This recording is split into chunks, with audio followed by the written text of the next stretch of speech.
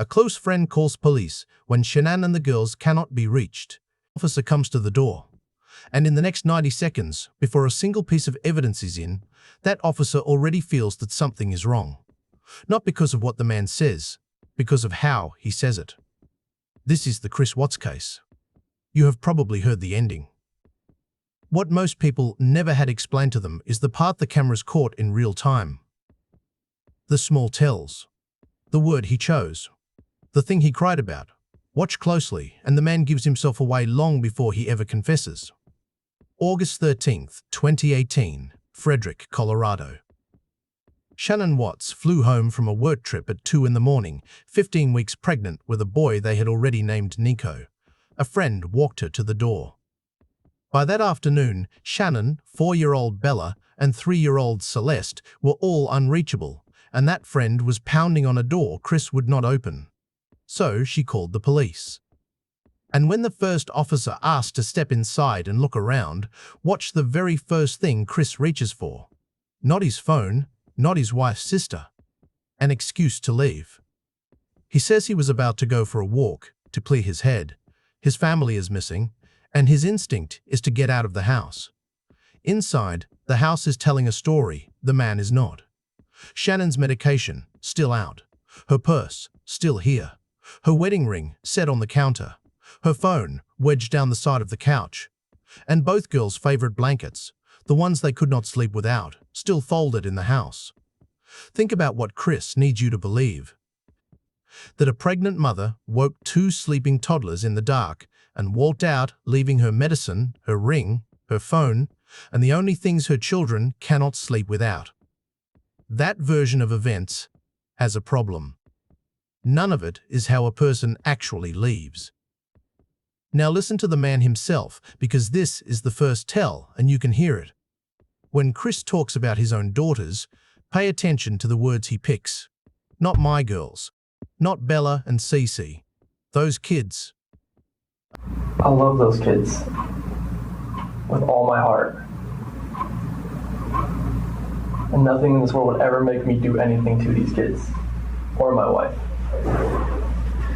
A father, 3 days into the worst thing that can happen to a parent, reaches for his own children and lands on those kids. Investigators call that distancing language. You and I hear it and feel something cold. Then there was the neighbor. A man named Nate, 2 doors down, had a security camera pointed at the street, and that camera had been running that morning. It had recorded Chris, in the dark, loading something heavy and wrapped into his work truck. The detectives did something simple. They sat Chris down in front of that television, and they pressed play. And they watched him watch himself. He shifts, he fidgets, he cannot hold still. He is seeing the one thing he was certain no one else had seen, and the camera in the room is catching every second of it. And while the evidence quietly piles up, Chris does the thing certain people do when they believe they are the smartest person in the room. He goes on television. He stands on his porch in front of reporters and plays the grieving husband. He says the house feels empty. He says he just wants his girls to come back. And he is calm. The whole country is watching, and he is calm. By the next day, he agrees to come to the police station on his own, no lawyer, still sure he can talk his way out. And in that interview room he builds a story, and the story is about love. He says the marriage was ending, that they sat down and cried about a separation. Listen to where his emotion actually goes. There it is. He cries. We felt the disconnection was there, like falling out of love and trying to stay together, maybe just for the kids' sake, but we're realizing that doing like our homework is not, most of the time that's not going to work. Watch what he cries about.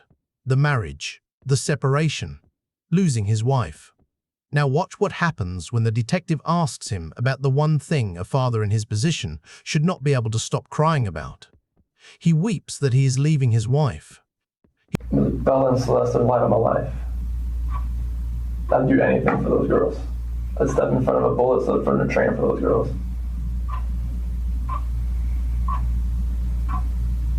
He does not weep for 2 missing daughters. Behavior analysts will tell you a simple thing about grief.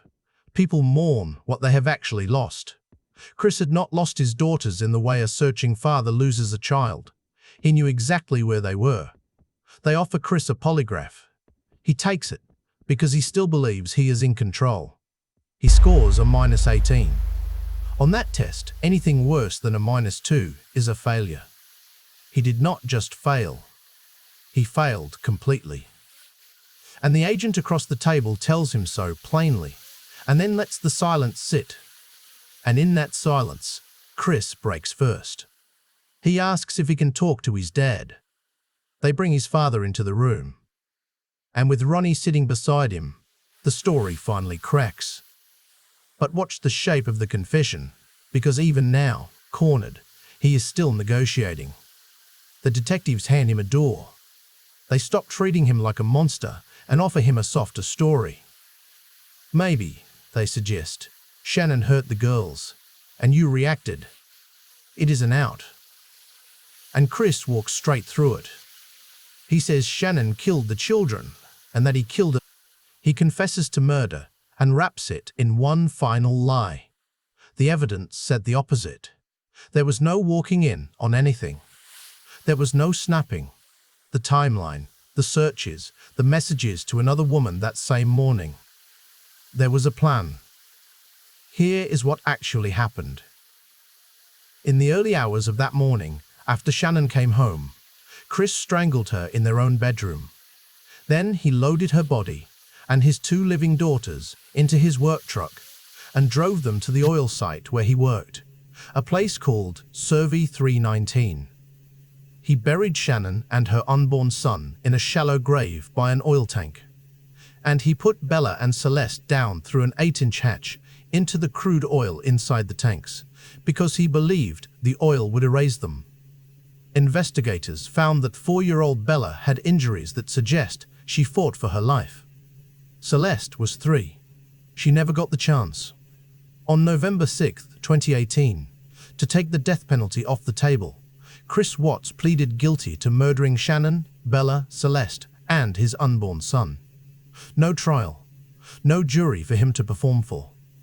At sentencing, the judge called it the most inhumane and vicious crime he had seen on the bench and gave Chris Watts 5 life sentences, 3 of them back-to-back, with no parole, ever.